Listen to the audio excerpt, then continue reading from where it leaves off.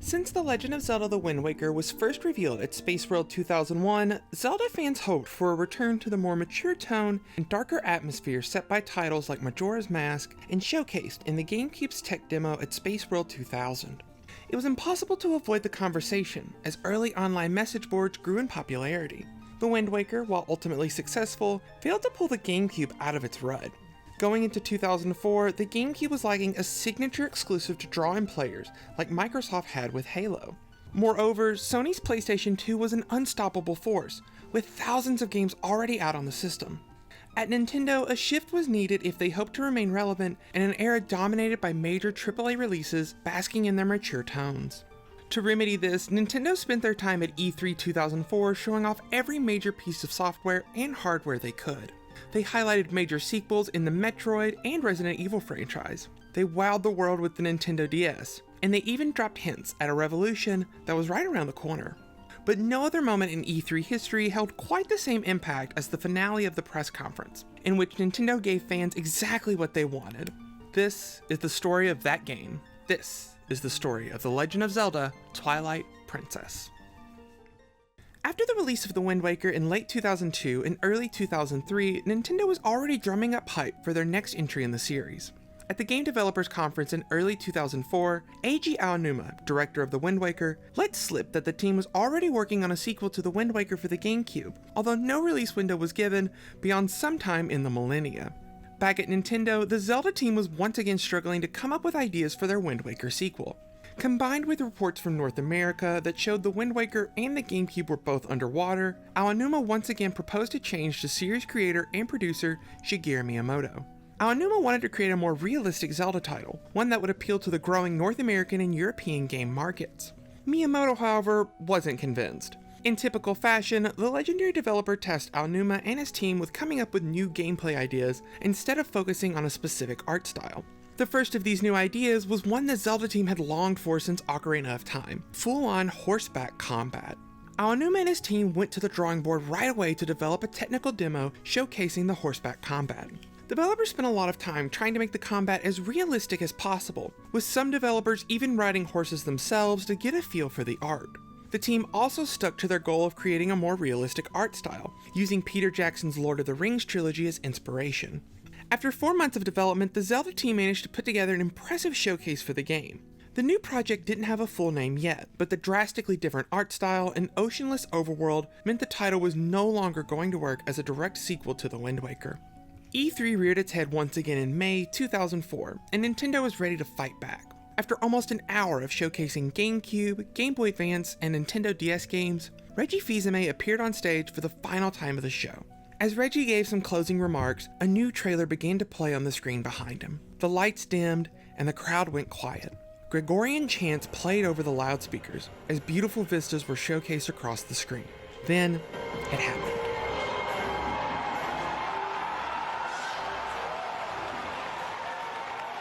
As an adult Link rode across the screen on Epona, the crowd went wild. Cheers from the audience erupted, sometimes overpowering the trailer's music.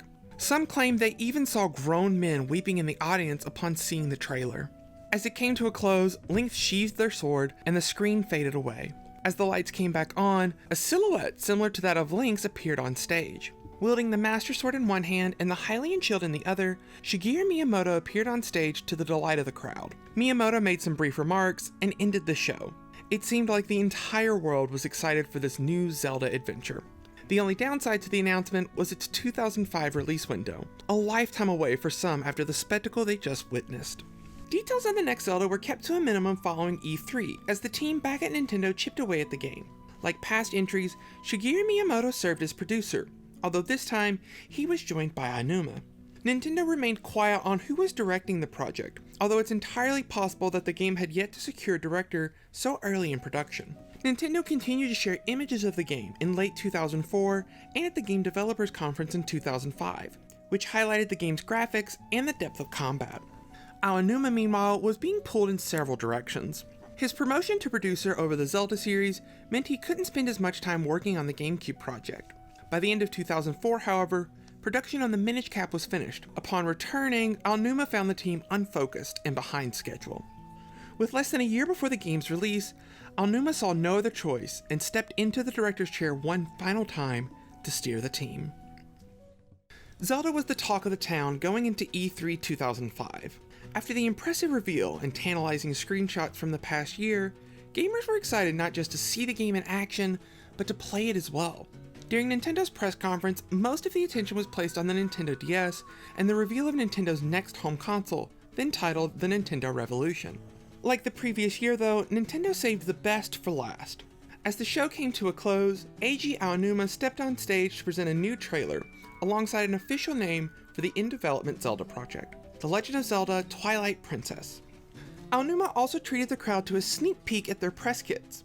Included in every press kit from the event was a Nintendo DS cartridge, featuring a trailer from Twilight Princess. While these cartridges only contained a severely compressed trailer, they became a hot collector's item on the second-hand market, with loose cartridges still selling for hundreds of dollars today. As E3 continued, more details about Twilight Princess were revealed. Nintendo dedicated an entire section of their floor space to the game, with long lines snaking out from the closed-off booth. Once inside, attendees were greeted with large animatronics of Zelda enemies, a holographic projection of the bridge showcased in the trailers, and plenty of TV screens showcasing every detail of the new game. And yes, there was even a playable demo of the title. During the show, Perry Kaplan of Nintendo of America confirmed that Twilight Princess was being planned for a worldwide release as opposed to the staggered releases previous entries had, and that the game was coming later in 2005. But one detail from Nintendo's show seemed to stick in the back of gamers' minds. With the Nintendo Revolution officially revealed, when would Zelda be coming to the system? Nintendo stated that there was a Zelda title in production for the Revolution, but they did not clarify whether it was a version of Twilight Princess or another game entirely. Back at Nintendo, the Zelda team had been playing around with the motion controls of the Nintendo Revolution, initially planning on making the GameCube game compatible with the Revolution's motion controllers. Aonuma, impressed by the unique control options, wanted to shift development to the Revolution, but didn't want to leave GameCube fans out in the dark. Aonuma proposed to Nintendo president Satoru Iwata that Twilight Princess be developed for both systems at the same time, with the downside being that the game would suffer from a 12-month delay. Iwata, always wanted to give gamers what they want, agreed to the delay. Twilight Princess was now in full development for both the Revolution and the GameCube. In August of 2005, the news was made official. Twilight Princess was delayed to 2006. From a technical standpoint, getting Twilight Princess to run on the Revolution was fairly easy. The system was comparable in power and architecture to the GameCube. The issues arose when trying to play the game on the Revolution. Since Link's inception, the character has always wielded their sword in the left hand and their shield in the right. This led to some issues with the Revolution's version of the game, as most people were right-handed. To alleviate this, the team at Nintendo EAD came up with a rather unique solution. Rather than rework the entire game to function around Link becoming right-handed, the Revolution version of the game simply mirrored the GameCube version. In addition to swinging the Revolution's controllers around to slash and strike in combat, Twilight Princess used more features unique to the Revolution's motion control setup, like aiming the bow and arrow or boomerang with the Revolution's IR sensors. E3 2006 was the final major showcase for Twilight Princess. During Nintendo's press conference, Twilight Princess was given a lengthy on-stage demo. But unlike past looks at the game, Twilight Princess was being played on the Revolution, now officially titled the Nintendo Wii. The demo played out, detailing many of the Wii's motion control features, although the controls present in the demo weren't the same ones used in the final build. As the demo concluded, Reggie Fils-Aimé appeared on stage again to drop the announcement everyone knew was coming. The Legend of Zelda Twilight Princess would launch on the GameCube and the Wii on the same day. Reggie also confirmed that Twilight Princess would be available on day one when the Nintendo Wii dropped later that year. Just a few months later, however, Nintendo backtracked to this statement. They announced that Twilight Princess for the Nintendo GameCube wouldn't be available on the same day as the Wii version, with the game being pushed back to December 2006. On December 19, 2006, gamers across North America went to their local game stores to grab the latest Nintendo console, the Wii.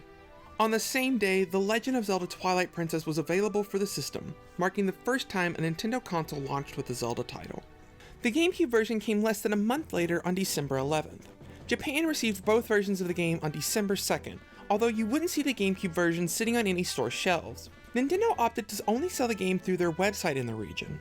PAL territories were the last to get the game when it hit the Wii on December 6th and 7th in Europe and Australia. The GameCube version followed a few days later, before the Christmas holiday. Upon release, Twilight Princess was hailed as not just one of the best Zelda games of all time, but one of the best video games of all time, period. Game Informer, Electronic Gaming Monthly, and G4 TV's XPlay all awarded the game a perfect score, with other outlets showering the game with 9 out of 10s. Praise was given for nearly every aspect of the game, including the beautiful art style, the game's story, and the well-crafted dungeons. Some critics were mixed on the game's use of motion controls, with some loving the addition and others loathing it. Similarly, the game's soundtrack was met with some criticism for sticking to the MIDI format as opposed to using a fully orchestral soundtrack. Commercially, Twilight Princess was a juggernaut. Nintendo's decision to launch the game alongside the Wii gave gamers the perfect killer app for the new system. Estimates at the time saw attachment rates of 70 to 80%, meaning that for every Wii sold, 7 to 8 people also purchased a copy of Twilight Princess alongside it. The Nintendo GameCube version didn't go unnoticed, of course. Over 1 million copies of the game were sold for the aging system, but this paled in comparison to the success Twilight Princess achieved on the Wii.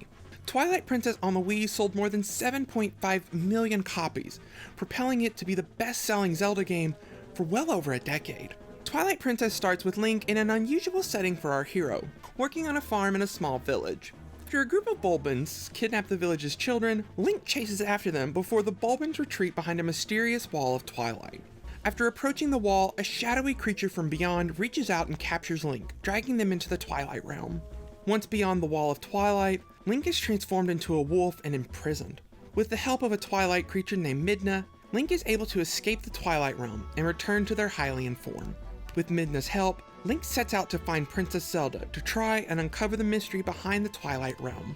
However, when Link finally finds Zelda, they're stunned to find the princess has already surrendered to the forces beyond the Twilight and their leader, Zant. Upon her surrender, Zant sent the entire kingdom of Hyrule into Twilight, leaving behind only the spirits of those who were once there. Zelda tasked Link with freeing Hyrule from Zant's control and to uncover the mystery of the Twilight. Link and Midna set out on their journey to save the kingdom. All the while, a mysterious force works in the background to revive one of the greatest villains in video games. Most of the new gameplay features from Twilight Princess revolved around Link's wolf form. Upon entering the Twilight Realm, Link is transformed into a wolf and must navigate the area as a canine in order to cleanse it. Wolf Link is unable to use any items. Instead, they fight using Midna's powers and Link's own physical strength. The wolf form also blessed Link with an increased sense of smell, allowing them to track enemies and items for various quests. Additionally, new items were introduced to the game, including the double hookshot and the spinner, a spinning top used to traverse dungeons or damage enemies. As 2006 came to a close, Twilight Princess was at the top of many gamers' best of list. Twilight Princess won Game of the Year from several outlets, including Nintendo Power, Game Trailers, and 1UP. Additionally, the game picked up several awards for its art style, story, and soundtrack. At the 10th Annual Interactive Achievement Awards, Twilight Princess was nominated for 6 awards, including Overall Game of the Year. It ultimately lost the top honors to Gears of War, but Twilight Princess managed to walk away with 1 trophy from the event, winning the award for Outstanding Achievement in Story and Character Development.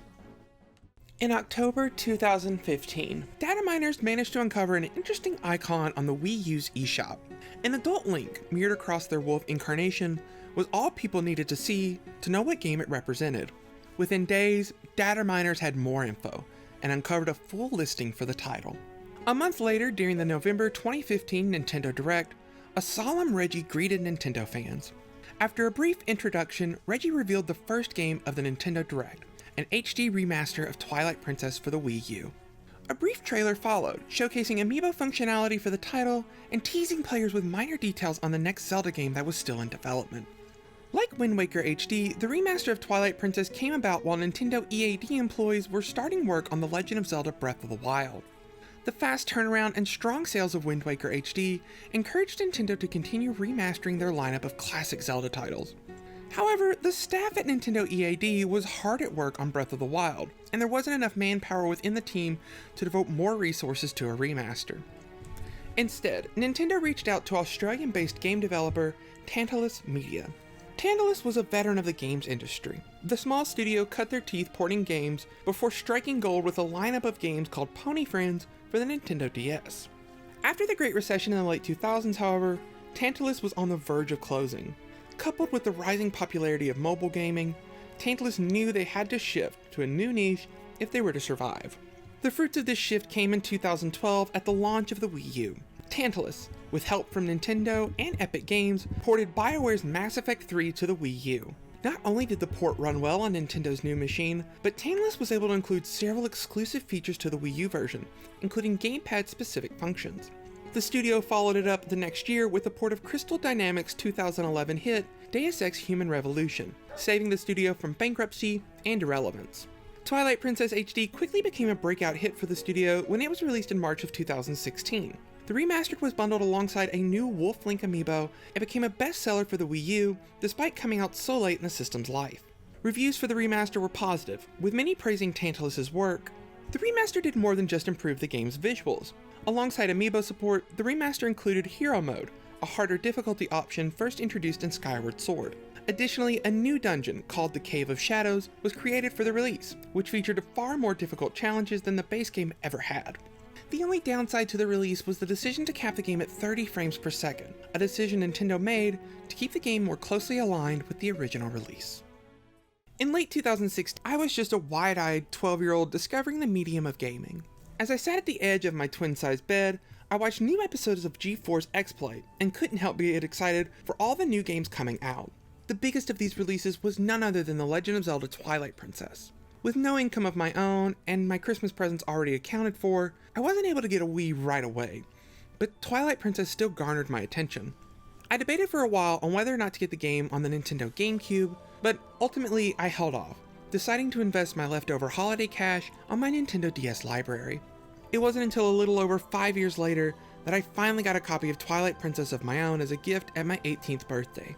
I started the game shortly after that as part of my early 2012 Zelda marathon. I recall coming home from school on a Friday with no plans and no commitments for the weekend. I slipped the disc into my Wii, tightened my Wiimote wrist strap, and sat down to start a new Zelda adventure. I put several hours into the game that night, playing through the title's long intro and almost skipping dinner as I lost track of time. I woke up the next morning and continued playing. I played the game all weekend, absorbing as much of this new Hyrule as I could. I've since come to label these types of games as Friday night games. These are titles with long but immersive introductions that are perfect for a lazy weekend of gaming. I've come to appreciate these games in the years since, as jobs, parenthood, and YouTube projects have taken up more and more of my free time. Titles like Assassin's Creed Odyssey and Ghost of Tsushima are perfect examples that fall into the Friday night games category, and it's all thanks to that opening weekend with Twilight Princess almost a decade ago. I've yet to play my copy of the HD remaster, in part due to the timing of its release as well as my own playing habits at the time. But I still plan on revisiting the classic at some point. Twilight Princess has always held a special place in my heart. I'm actually a huge fan of the darker tone and more cinematic story Twilight Princess offers up. The gameplay, while not as deep as Breath of the Wild or innovative as Skyward Sword, is still a blast. It's the ultimate refinement of the gameplay style first introduced in Ocarina of Time and improved upon in The Wind Waker. I love the designs of Link, Zelda, and Ganondorf in this release. I love Midna and find her to be one of the best companions in the Zelda series. It isn't perfect, of course, but it's still a fantastic game. The dungeon designs alone, in my opinion, are some of the best in the entire series. It's one of my favorite Zelda games of all time, and shouldn't be skipped over regardless of which console you play this legendary release on. Thanks for watching. If you enjoyed the video, be sure to leave a like and share this video on your favorite social media sites. In the comments below, I want to know your thoughts on Twilight Princess. Are you a fan of the darker tone, or do you prefer other Zelda adventures? Subscribe to catch the next episode as soon as it releases. In the next part, we're tackling the final doubleheader of the Legend of Zelda series, with The Legend of Zelda Phantom Hourglass and Spirit Tracks.